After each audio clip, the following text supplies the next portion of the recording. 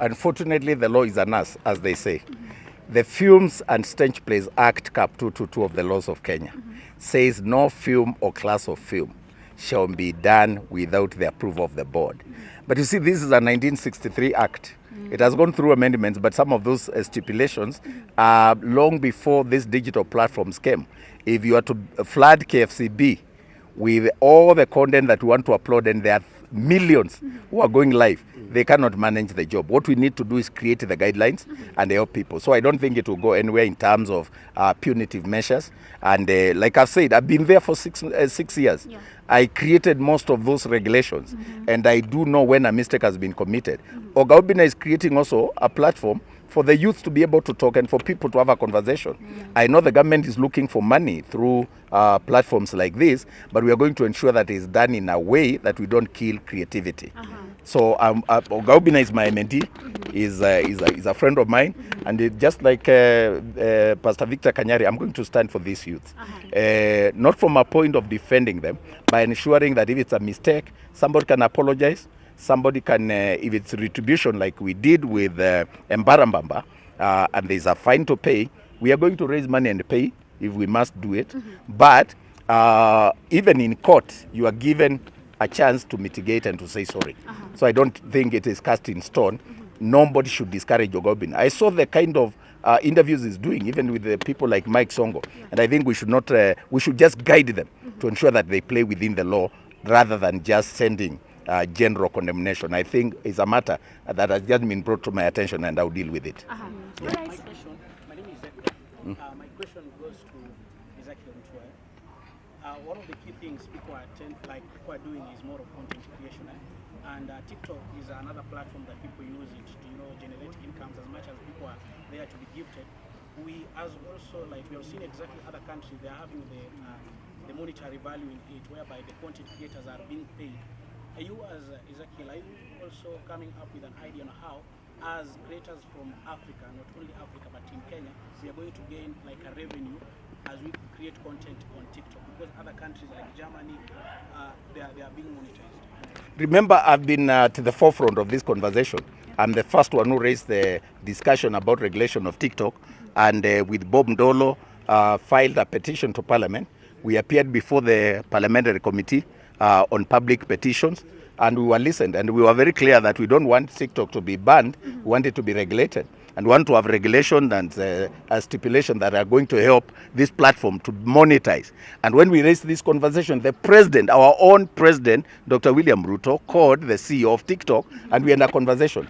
The TikTok leadership and the office from South Africa has been here. I've met them countless times. They've been to Kenya Film Classification Board. So these are conversations that are ongoing, so that even where we need to improve the law, we do it quickly. That's why I went through Parliament.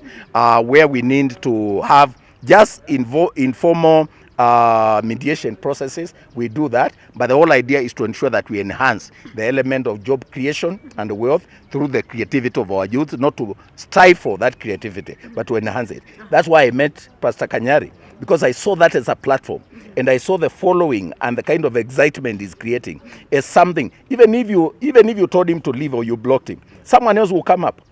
There is no stopping these technologies. We can only engage. We cannot ban it or jail people. We have to be reasonable and say, let's have a discussion. All right, maybe next week, that is May, but not June. We are going to have our Facebook pages are going to be monetized. Yes. Do you think this is there still, or there is some of the plans? No, it's ongoing. It's ongoing. Right now, as you speak, you have seen the president this week has been at Tyler Perry Studios in Atlanta, Georgia. Yesterday in Washington, D.C. All the deals that are being cut. I think Kenya has never been at the level where it has been taken through this presidency in terms of international networking and getting the attention of the world. Never before have we seen the kind of respect Kenyan president has been given in the visit that is ongoing currently, meeting President Joe Biden, meeting former President Obama, and striking real deals that are going to help the youth. And let me tell you, the money is in digital platforms. So what we are going to do, because it is an ecosystem, you got to understand, my brother, that the government alone will not give you money. Even you guys, you can create all manner of things, but it may not give you money if we don't create the ecosystem so that we monetize the content, we create the rates, we enhance accessibility of these platforms, we enhance the accessibility of the gadgets, so that from the hardware manufacturers to the software developers to the ease of doing business, all these things are done together in an ecosystem, so that all of us must have a conversation. So I'm part and parcel of that. And I think the best way is to go through parliament like we are doing. But the president is leading. He's the highest followed, I think, on X and most of these media platforms. It is a blessing. It is such an amazing, incredible blessing that our president is one of the most followed on this social media platform. Yeah. So we are not talking to an old man who cannot understand. I am one of the most followed CEOs also on X and in some of these platforms. And now I've gone live on TikTok. There's no turning back. So in other words, rather than shy away from these conversations, we are going to have them. And the conversations right now will be, it doesn't help our young people to post obscenity and vulgarities and disgraceful things if they're not making money. What is the use of doing that when you're going into depression? What is the use of doing that and showing yourself having sex or taking drugs, when we can address those issues so that you don't do it for clout? We find a solution. What is the point of doing that? Then you commit suicide. I mean, these are hard conversations that we must have so that government puts money here. Because some of these challenges are real. We have young people who are hooked into drugs. We have young people in homosexuality. We have young people who feel lonely and forsaken and nobody's listening. Some have been even chased away by their parents. They have been condemned and hated by society. We have to reverse this. One, by ensuring that our people are empowered. One of the greatest ways of empowering our young people is by having a conversation and allowing this platform to be a platform that is accepted by society. But number two is putting money in the pockets of young people. The moment you have money, you will not seek validation in the wrong ways. Some of these people are being misused by bad people because they are broke, because they are lonely, because they lack mentors. And this is why I called my young people. I wish you can listen to my friend. And I would like at this point, advice. Yes, I would like you to bring the element of political leadership and the youth, and how you are going to help these young people. Because why I brought him is the one who talks to Kinandeni Zetumbe, is the one who is talking to Malala. You got to bring this into the agenda, the better agenda of the government, and ensure that we do not condemn TikTok, but rather, what can we do from where you sit? Sure. Thank you, Daktari. My name is Mundalo Advice. I serve as the National Youth Chair for the Jubilee Party, the immediate former ruling party, and we now work in tandem and we support the government. First, I want to appreciate Daktari for inviting me here and for us to be able to have this conversation. And as I said before, it is very good that we are having this conversation at this time, because we must wipe out the narrative that young people are lazy, they are doing nothing, they are immoral, and all those kind of things. Daktari, as you can see, today we are not doing mainstream media houses, but these are over 20 young people who have been able to come here from wherever they have come from. So young people of this country are hardworking, young people of this country are focused, and you cannot use a few elements of young people to judge the entire spectrum of what young people are about. Yes. And two, I want to really appreciate Pastor Kanyari, and I said it before, that we as young people are on the digital space. We are on Facebook, we are on TikTok, we are everywhere. The only way we can be able to get mentorship is when our elders join us and come where we are. They cannot condemn us from the bush and from wherever they are. The CEO cannot condemn young people from his office at MCSK. Yes. Pastor Kanyari has the option to condemn young people from the pulpit, and nobody will be listening to us. Yes. Because as young people, we have real problems, we have real challenges that need real solutions. And that's why all these gentlemen here are self-employed today, because they are doing something about their life. They have taken initiative to put bread on their table from their own perspective. So one, I appreciate Pastor Kanyari for joining the young people on TikTok, because it's until you join us that then you can be able to listen to us. You can then be able to understand us. Now Pastor Kanyari can understand the perspective of young people. And I've been sharing with him, and he's been telling me so many things that he has learned today that he didn't know. And now he has a better perspective. Now young people have someone they can go to. When they see that Dr. Ezekiel Mutua on TikTok, now they can inbox him about their problems. when they are able to see Pastor Kanyari there, they can now be able to tell him about their depression issues and all those kind of things. But if our elders run away from us, then we have no solution. So Pastor Kanyari, for me, it's an appreciation that first of all, you came there. You came to the marketplace, to where the young people are. Now from there, you can then start correcting them. Of course, with now the leadership of Daktari here and others, now we can be able to convert the following that you are having on social media. We can now convert that following into beneficial use.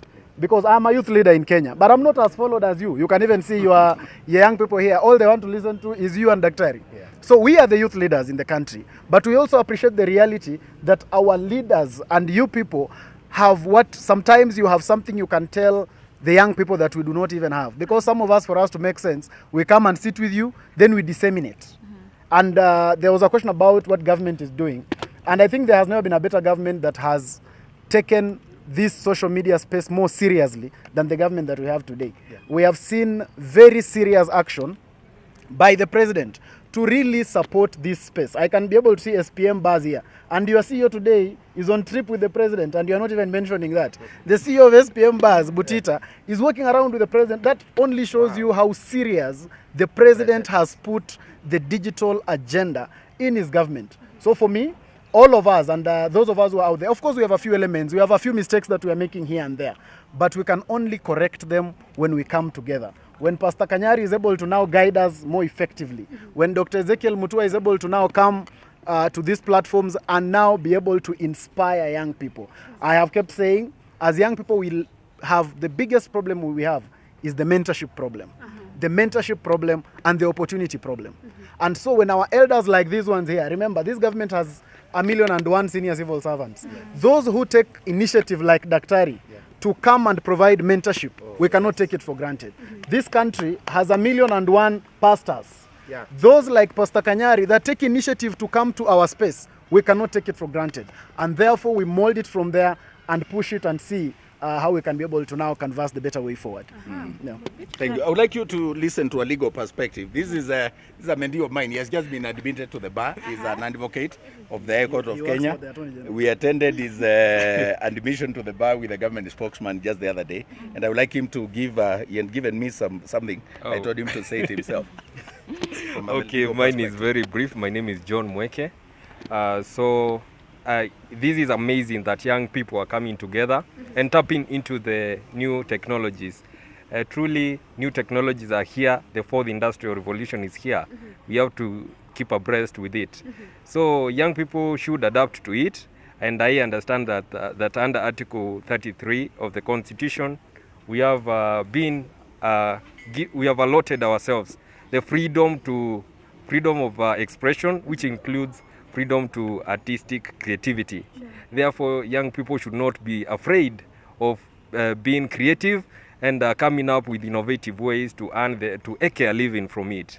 Therefore, through this organization and the patronage of Dr. Ezekiel Mutua, we are going to be able to take into consideration the welfare of young people and TikTokers, so that we make sure that they are not verified, so that we make sure that no one defames you, and also no one takes you for frivolous suits in court because of allegations of defamation. We'll guide you through what defamation is and how you can create your content within the confines of the law.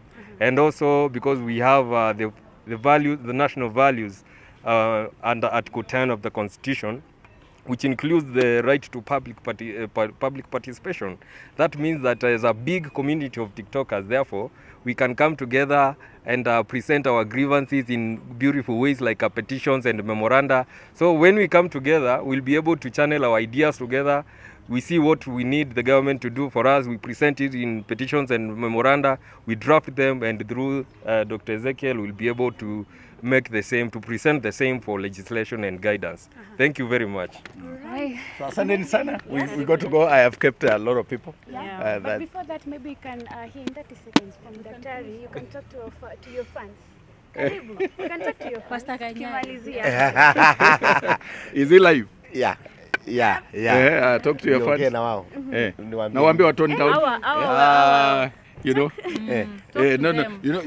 we have told him to tone down, so he must also pass the same message to his huge following base, and we ensure that we walk the journey together. Toning down does not mean stifling creativity. We'll be creative in whichever ways, but we'll not promote people to kill each other or promote things that will hurt one another. And I think Pastor Kanyari, the platform, even as we go through the mentorship, and I'm so happy that he has admitted there are so many things he didn't know. You know, through the last 3 hours that we've been together, he has admitted that he joined as a joke. He got excited. He got carried away. And I tend to think the fact that we are here, the movement that we are going to start in this country for young people in the creativity and the role that we have given him, the request and the appeal that I've meant to him, and nimemkulisha kiapo, amekula kiapo, ni kwamba ataleta hiyo popularity, creativity and his fan base into a platform where we can help them and help one another. But maybe Pastor, you have something to add? Chochote tu kwa mafans tukimalizia. Okay, sawa. Kwa mafans wangu wote, jana nililia sana. Lakini leo ninacheka. Na ninacheka kwa sababu daktari hapa amenipatia nafasi ya kuwa president of TikTok. Now I'm a new president of TikTok. Kwa hivyo wale wako na mashida kuja kwa platform yangu, niambie ile mashida uko naye na tutasaidiana. Na pia yeye amekubali kuwa one of the TikTokers. Kwa hivyo hata yeye amejoin TikTok. Kwa hivyo hata yeye ni mmoja wetu. And the chairman of the welfare committee. Na chairman ni chairman pia. Mashida yote niletewe. Tukitukanwa hata yeye anatukanwa na sisi. Kwa hivyo thank you so much for standing with me wakati wote. Na asante kwa sababu ya watu wengi wanaonifollow TikTok. Mimi sikuwa najua kama naweza. Na wamfuate zaidi. Na wanifuate zaidi. Hata mimi umunifuate. Nimeingia tu saa hii. Hata mimi umfuate. Umegrow already. Dr. Ezekiel Mutua. Nimeionyesha. Kuna mtu ako nayo? Iko live? Umeizima leta nionyeshe. Ndio hii Sasa hivi wamefika watu wangapi? Walikuwa wengi tu. Sasa hii nimeliona walikuwa naingia kama nzinge bwana. So tuko sawa. So what we are going to do is no sorry. So this one tumeenda wapi? Is this TikTok? Yeah. Oh, we are on TikTok. Rudi nyuma.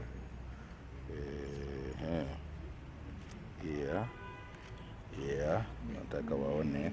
So this Unaona na walikuwa tu 1000, sasa wameingia karibu 2000. Karibu almost 3000. Unaona? Na walikuwa 1000.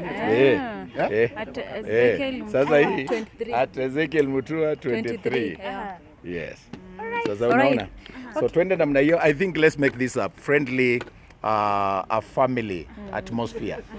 Vibes positive jameni. Mazee, tuweke positive vibes. Tusilete chuki, tusilete ikuwe ni positive vibes na tusaidiane. So we are here and we'll enjoy it together. It's a beautiful platform. Let us enjoy the experience of being on TikTok. Kuna watu Dr. Ezekiel wanasema nyonga na mia. Kitu kama hiyo. Nini nimeambiwa waache kunyonga. Wanasema nyonga na mia. Nimeambiwa hiyo nikashituka nikasema. Hiyo daktari ajui what is that nyonga na mia. Ni nini? Hao ni watu wako na mashida ya pesa.